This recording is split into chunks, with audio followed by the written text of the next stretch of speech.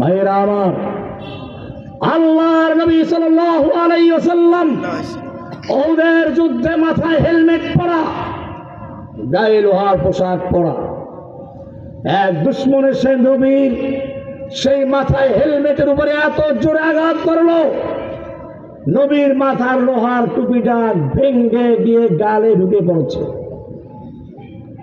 গালে ঢুকে পড়েছে, মারির দুটো দাঁত পড়ে যাচ্ছে, লোহাটা ভিতরেই রয়ে যাচ্ছে। যুদ্ধের পরে একজন সাহাবী দাঁতে কামড় দিয়ে বের করার চেষ্টা করলো, তার দুটা দাঁত পড়ে গেছে, এত শক্তি দিয়ে কামড়াতে হলো, বের করতে হলো। আল্লাহ নবীর চেহারা রক্তে রঞ্জিত হয়ে গেল।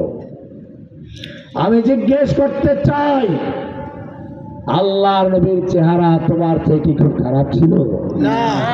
আয়েশা বলছেন, লানা শামসুন ওয়ালিল আফাকি শামসুন ওয়া শামসি আফদালু শামসিস সামাই।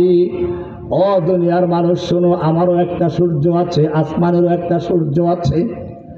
আসমানের সূর্য ফাইন্নাশ শামসা তাতলু বাদাল ফাজরি ওয়া শামসি তাতলু বাদাল ইশাই।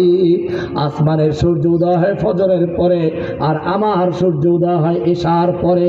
যখন সারা পৃথিবী জুলুম, অত্যাচার, নির্যাতন, নিপীড়ন, ধর্ষণ, লুণ্ঠন, খুনাখুনি, মারামারিতে গোটা দুনিয়া অন্ধকারে ছেয়ে গিয়েছিল, সেই সময় আমার সূর্য উদয় হলো।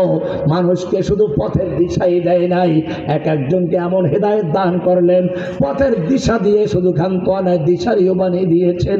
কবি সুন্দর করে বলছেন, দুরফেশানি নে তেরি কতরু কো দরিয়া কর দিয়া, দিল কো রোশন কর দিয়া, आंखों को बीना कर दिया।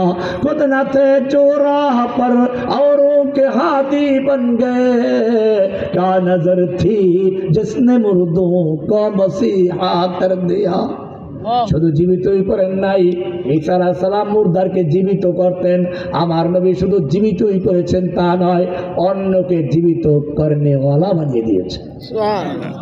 হাসান ইবনে সাবিত কি সুন্দর বলছেন, ওয়া আহসানা মিনকা লাম তারা কাত্তু আইনি ওয়া আজমালা মিনকা লাম তালিদিন নিসাউ, খুলিকতা মুবাররাআম মিন কুল্লি আইবি কান্নাকা কদ খুলিকতা কামা তাশাউ।